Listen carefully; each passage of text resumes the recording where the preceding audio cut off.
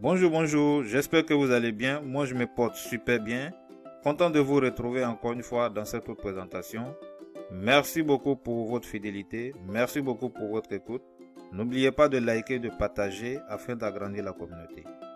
Aujourd'hui, nous allons nous entretenir un peu sur un thème qui est en quelque sorte une petite étude de marché. Et le marché, bien évidemment, des paiements. Aujourd'hui, nous allons voir les tendances actuelles de ce marché-là. Et ça permettra en fait de voir, décliner les orientations, les évolutions, les acteurs qui sont vraiment actifs dans ce secteur d'activité. On rentre directement dans le vif, se décline comme suite. Nous allons, à partir de cette présentation, décrypter 4 rapports dans le domaine de la monétique, spécifiquement dans le domaine des paiements, d'accord. Nous allons également identifier les points saillants, ces différents rapports-là, d'accord, qui peuvent être appliqués à nos zones, à la zone UEMOA. Ensuite, nous allons proposer, d'accord, des recommandations pour les acteurs de l'UEMOA. Et pour finir, nous allons ressortir les avantages potentiels pour les acteurs qui souhaiteraient vraiment se lancer, qui souhaiteraient vraiment développer tout ce qui tourne, les technologies liées au paiement dans la zone UEMOA. D'introduction, il faut dire que nous allons présenter ici le marché mondial des paiements, d'accord. Et nous allons décliner également les tendances clés qui influencent l'évolution des paiements. Parmi ces influences, bien évidemment, nous avons la numérisation croissante de l'économie, l'augmentation des transactions en ligne et les transactions mobiles. Nous examinerons également les derniers rapports sur le marché des paiements. Nous allons explorer les facteurs clés et les acteurs également qui stimulent et façonnent ce secteur d'activité-là. Et nous allons terminer par les tendances et défis à relever pour réussir en fait dans ce secteur d'activité. On va commencer par les aperçus des principaux points des différents rapports, des 4 rapports que nous allons vous présenter. Et ces 4 rapports se déclinent comme suite. Il s'agit en premier du Global Payment Industry Report, d'accord. En second lieu, nous allons partager avec vous Digital Payment Market. Ça sera en fait un rapport qui parle de la croissance, des tendances, de l'impact en fait de Covid-19 et des prévisions en fait liées à ce secteur d'activité là entre 2021 et 2026, d'accord. Le troisième rapport, c'est le Mobile Payment Market, d'accord, qui parle également sur la croissance, les tendances, l'impact en fait de Covid-19, les prévisions sur 2021 et 2026 également. Et pour finir, le quatrième rapport, c'est le Global POS Terminal Market, d'accord, qui parle sur la croissance, les tendances et les prévisions pour la période 2021. On va commencer par le premier rapport, le Global Payment Industry Report. Il faut dire que ce rapport-là est publié par le site marketresearch.com, d'accord. Et c'est un rapport qui fournit une analyse complète du marché mondial des paiements. D'accord, le marché mondial, bien évidemment, c'est pas seulement la zone UEMOA, mais c'est au plan mondial. Et c'est un rapport qui souligne, d'accord, que le marché des paiements devrait croître à un taux annuel composé de 6,7% sur la période 2021 à 2026, d'accord, une croissance annuelle de 6,7%, avec une demande croissante pour les technologies de paiement numérique et mobile. Ce rapport décline en fait des facteurs de croissance qui sont les suivants. Il note qu'en fait il y a une augmentation des transactions en ligne et des transactions mobiles, d'accord. Et il y a une augmentation également des demandes en fait de paiement sans contact et également la montée en puissance de l'économie numérique. Les acteurs clés qui sont identifiés par ce rapport-là, ce sont bien évidemment Visa, Mastercard, American Express, PayPal, Discover Financial Services et pas mal d'autres acteurs qui influencent vraiment les activités de ce secteur-là, les activités de paiement au niveau mondial. Vous allez remarquer qu'ici, il n'y a pas d'entreprise dans la zone UEMOA qui est vraiment citée au niveau de ce rapport que nous allons aborder, c'est le Digital Payment Market, d'accord, la croissance, les tendances, l'impact du Covid-19 et les prévisions sur la période 2021-2026. Ce rapport est publié par l'entreprise Mordor Intelligence, d'accord. Il se focalise cette fois plus sur les paiements numériques.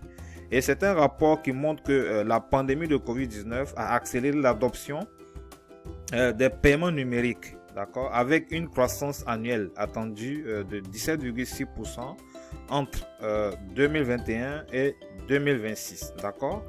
Et les facteurs de croissance à ce niveau, ce qui est noté, c'est une augmentation de l'utilisation des smartphones, d'accord, au niveau mondial. Une augmentation également des transactions en ligne, d'accord, des paiements sans contact, la croissance bien évidemment de l'e-commerce. Les acteurs clés qui sont identifiés à ce niveau, c'est Visa, Mastercard, PayPal, Apple Pay, d'accord, Google Pay et Alipay. Nous suivons avec le troisième rapport à ce niveau, c'est le Mobile Payment Market, d'accord. Donc la croissance, les tendances, l'impact de Covid-19 et les prévisions également. Donc ce rapport-là est publié par Mordor Intelligence et c'est un rapport qui se focalise, d'accord, sur les paiements mobiles. Et selon ce rapport, le marché des paiements mobiles devrait croître à un taux annuel de 23,8% au cours de la période 2021-2026. Et les facteurs de croissance qui sont notés à ce niveau, c'est l'augmentation de l'utilisation des smartphones, de l'e-commerce, les paiements sans contact, le nombre de populations bancarisées qui a évolué, qui a augmenté, d'accord, à ce niveau, et également les paiements instantanés. Et les acteurs clés qui influencent vraiment ce secteur-là, c'est encore Visa, Mastercard, PayPal, Apple Pay, Google Pay, Alipay, etc. On passe au quatrième report, le Global POS Terminal Market. Et ce rapport-là, il faut le savoir, est publié par le site researchandmarkets.com.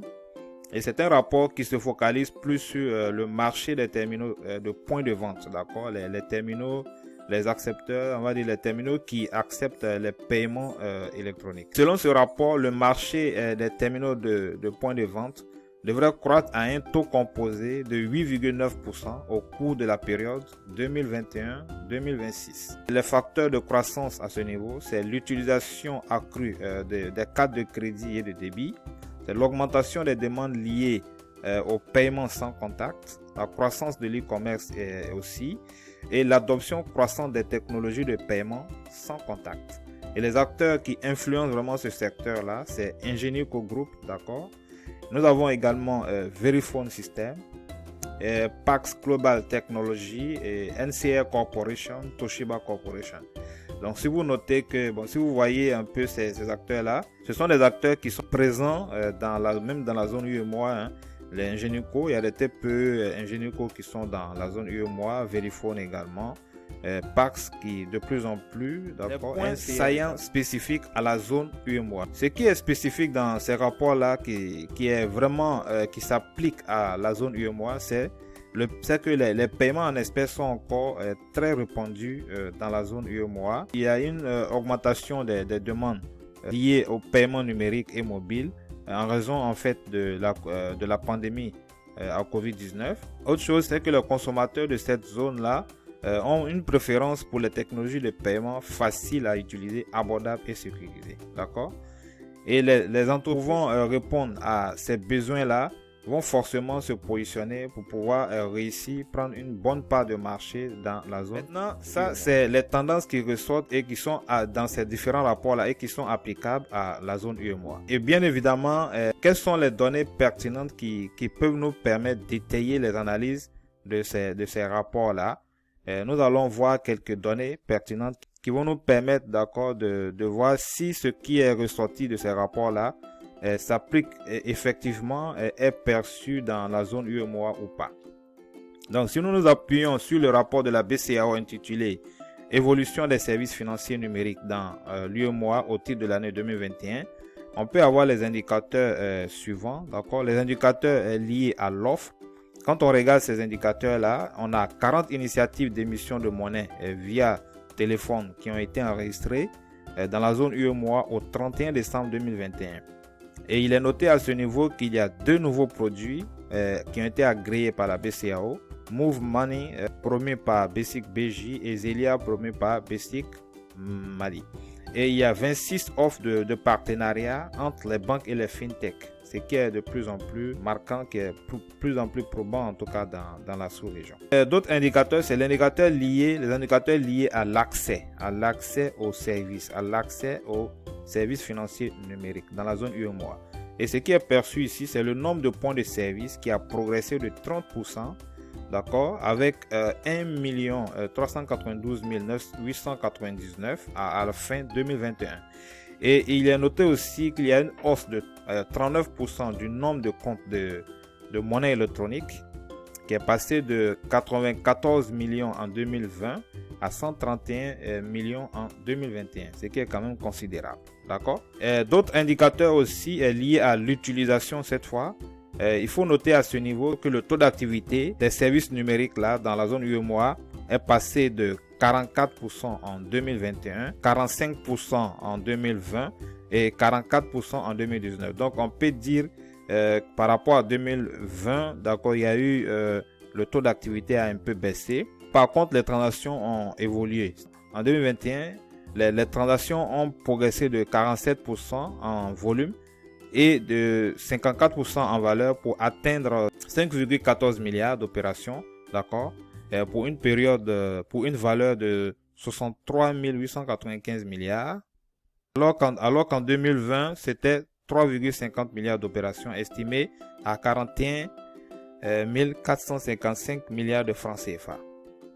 Donc, ce qu'on peut noter ici, c'est que les transactions ont quand même évolué en 2020. Ce qu'il faut noter ici, c'est que la majorité des transactions sont des opérations de retrait d'espèces. Donc, ça confirme effectivement ce qui est ressorti des rapports tout à l'heure, soit 85%. Ici, donc, il y a les retraits d'espèces qui sont toujours en vogue dans la région. Donc, après le retrait d'espèces, nous avons les transferts personne à personne avec 12% en volume et 20% de la valeur des opérations. Donc, et également, ce qui ressort, c'est malgré une hausse de 27% en 2021, les paiements ne représentent que seulement 9% de la valeur des transactions. Donc, c'est quand même toujours négligeable. Donc, il y a une bonne part du marché, il y a une bonne marge de progression qu'il faudrait voir. Les recommandations qu'on peut faire à ce niveau-là, qui sont spécifiques pour les acteurs de la zone UEMOA, pour en fait leur permettre de se positionner sur le marché des paiements numériques et mobiles, sont les suivants. D'accord? Déjà, les banques locales devraient investir dans les technologies de paiement numérique afin d'améliorer leur offre de services et également rester compétitives par rapport aux acteurs mondiaux.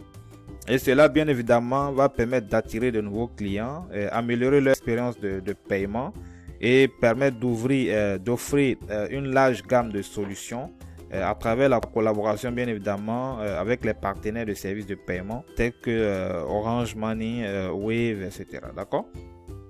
Une autre recommandation, c'est que les entreprises de commerce électronique et de vente au détail devraient développer des systèmes de paiement mobiles, d'accord, conviviaux et sécurisés, pour répondre à la demande croissante des consommateurs de la zone.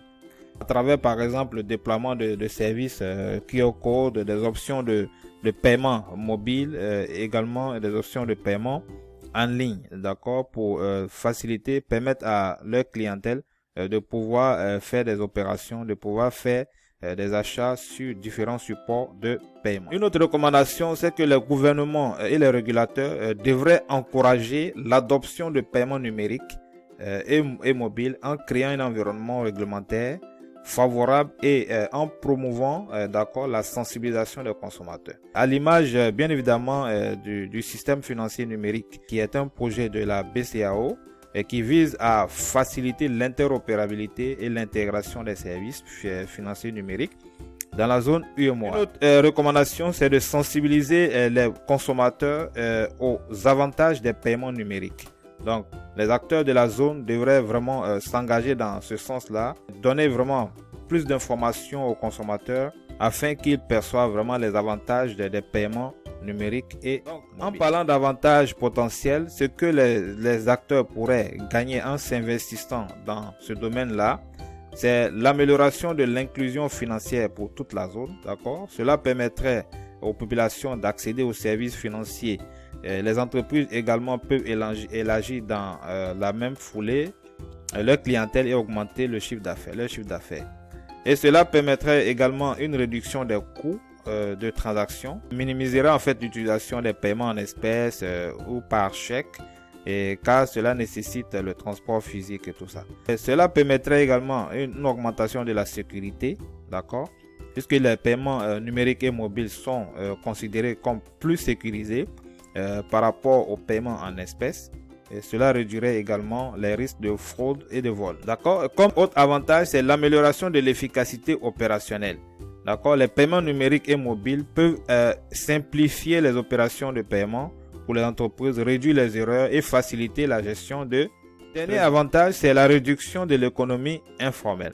Les paiements numériques et mobiles peuvent aider à réduire l'économie informelle en augmentant bien évidemment la traçabilité des transactions et en réduisant les transactions en espèces non déclarées. En guise de conclusion, pour mettre fin à cette présentation, d'accord, il faut dire que nous avons eu à explorer les tendances clés du marché mondial des paiements qui continue d'évoluer très rapidement.